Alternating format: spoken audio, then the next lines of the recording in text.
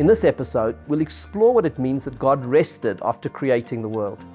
It is inconceivable that God requires rest. And furthermore, as we say in our morning prayers, God in His goodness renews each day constantly the work of creation, that without His constant creative energy, the universe would cease to exist.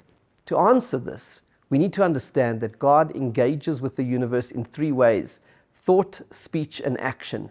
During the 6 days of creation, God brought the world into being with speech and action.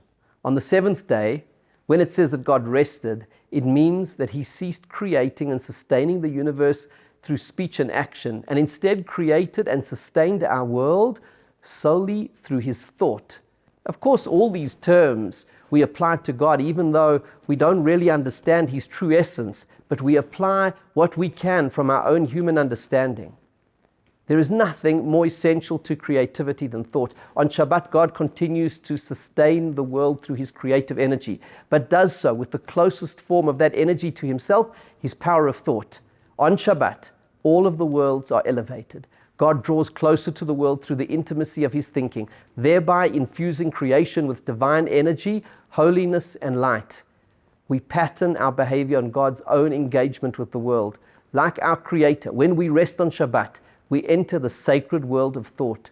We devote our minds to the rarefied world of Torah study and our souls to prayer. The root of the word Shabbat is related to the word return. On Shabbat, the entire universe returns to its source.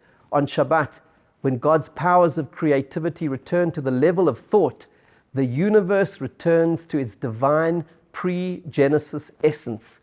On Shabbat, God is closer to us in our world. We feel His presence more intimately, and we reaffirm and refocus on our essential spiritual self, a reflection of the divine.